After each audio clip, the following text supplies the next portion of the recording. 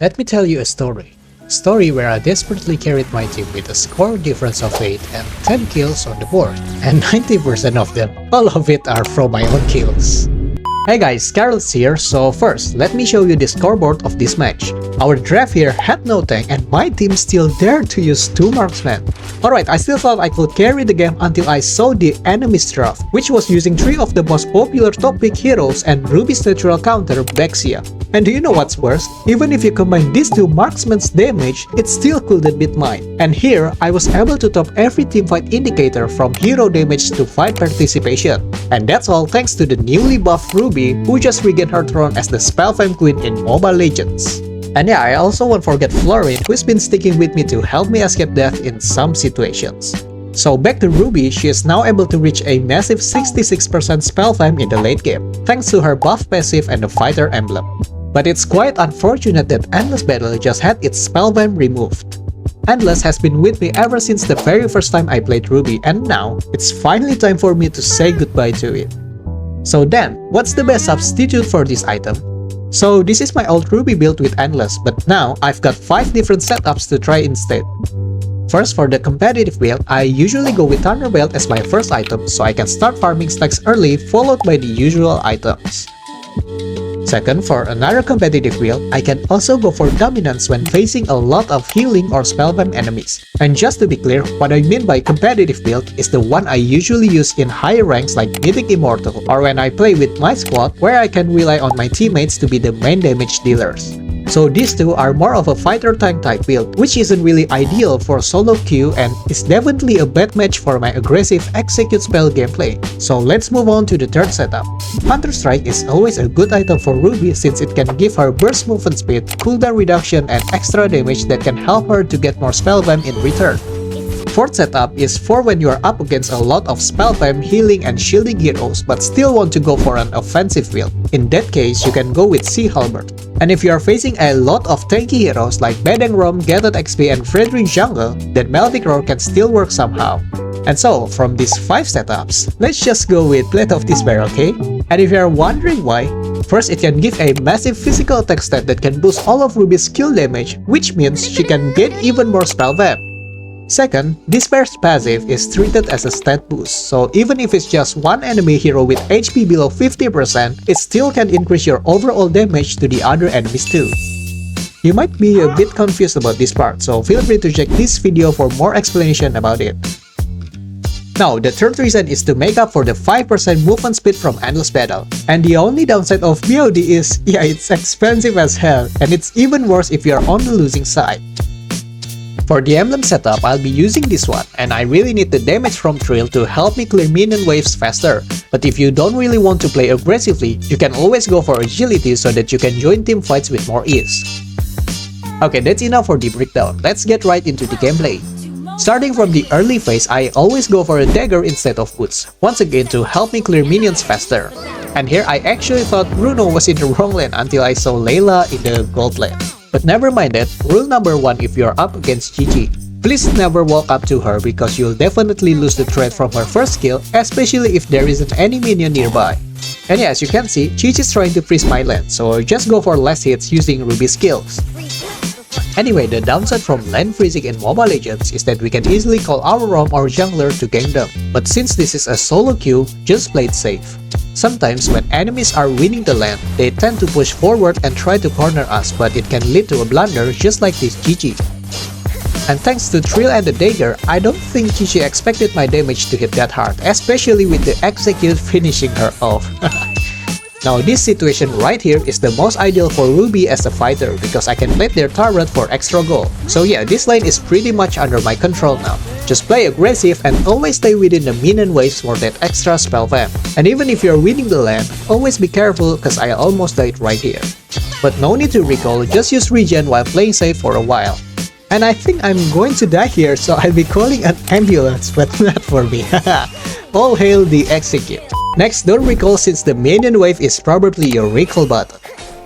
Now this part is one of the most crucial moments in solo queue, so please pay attention. When there's a contest on Turtle, you have to choose between helping your team or doing turret plating to feed yourself more gold. In this case, I should have gone for the blade, especially since there were 2 siege minions to help me do it faster, but for some reason, I decided to help my teammates. So yeah, in situation where you are confident in your skill, being a little selfish isn't wrong at all. And as you can see here, I just lose my source of gold because Gigi already returned to land. But what's done is done, so let's move on to the next tip. Ruby's power spike is unlocked as soon as she gets War X. With it, she becomes significantly stronger, so just play aggressive while always paying attention to your War X stacks. In here, I'm confident enough to face these 2 heroes, but I need to keep my stacks at max so that when I get the change, I can execute the plan. Next, just stay in your lane until you can take down the enemy's turret while luring all the enemies to come toward me so my gold laner can farm her items in peace. Now here's another Ruby tip from me. In this situation, I'm trying to kill Gigi, who still has her escape skill, and I don't want to use my ultimate just yet because if I do, she won't die and will just jump away. So what I'm going to do is wait until my first skill's cooldown is around 1.5 seconds, and only then will I use my ultimate followed by my first skill execute to catch the enemy off guard. And that, my friends, is how you play execute on Ruby. Now after you are able to destroy their turret, you can start roaming to help your friends. In this case, I'm going to help Layla with her lane. Now again, always be careful because you're carrying a lot of bounty. If you die, it will widen the gold gap even more, so just play it safe, especially if there are no minions around while facing Vexia. And please stop hitting if you cannot deal any damage. Just farm safely, clear the minion waves so the enemy cannot push your lane. Don't engage in team fights if you are on the losing side because there's no way you'll be winning that. So just wait for them to make a mistake and punish it. I think at this point, my team can't really defend anymore, so I need to stop farming and make sure they don't get an easy push. So if there's a moment, just pick off someone using ultimate and execute to take them down one by one. And since there's a Yisun Shin in the back, I'll just move toward the minion wave to heal up and prevent them from pushing this lane. Now I want to pick someone off again, but unfortunately, I missed my hook, so I'll just aim for Vexia while realizing that it's already too late to back off. Just look at the gap, and my enemies here, their cores don't even have a single death with 70 and 30 pierce of stacks, and our cores... Yeah, we got this guys, because Yisun Shin here is finally going to make his first mistake, and thanks to the Florin support, we've managed to finally kill one of their core.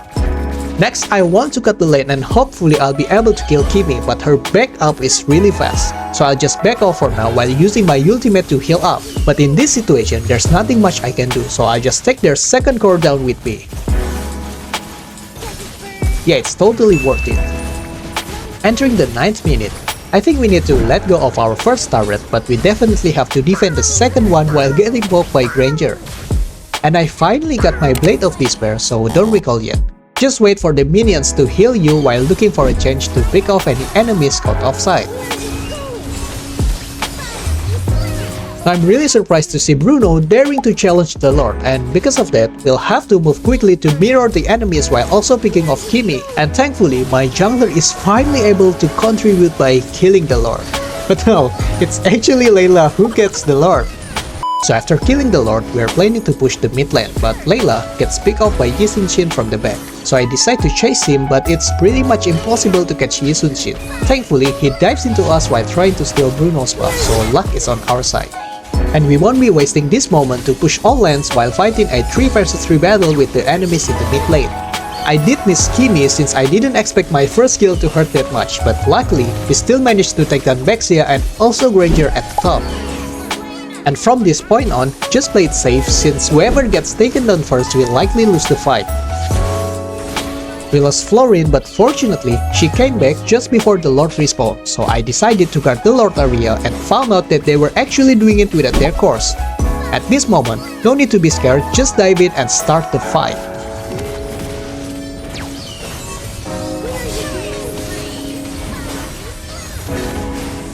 Now I was a bit worried about continuing the Lord because their jungler was still alive, but turns out they didn't even contest it, so yeah, it's a free Lord. Next tip, if the enemy just killed the Lord, it's better to play high ground or just play safe, because you really don't want to get caught like this Gigi here. Getting picked off will bring a huge disadvantage for the defending team, since you'll be dealing with a 4 versus 6 including the Lord. But yeah, this is actually an advantage for us because this is the blunder we've been waiting for to win the game. So just dive in and keep pressuring them so they don't get the chance to defend. And the rest? Yeah, a sweet comeback victory. And the last tip from this video is to never press yes on this cursed button because it's actually a forbidden button in my squad. So just play it safe, wait for the enemy to make a mistake and you're good to go. Yeah, that's all for today's video. I apologize if it sounded like I was blaming Bruno or Layla, but trust me, I'm really not the type to blame anyone because I've been there too and I can also make bad plays like this. We are all human and mistakes will always happen. So please don't blame others unless they are clearly trolling or feeding on purpose. But in this game, I still truly appreciate them for initiating and securing the Lord, helping me survive, lowering the enemy's HP and making some clutch plays in key moments. So I'll just end the video here. Thanks for watching and see you around.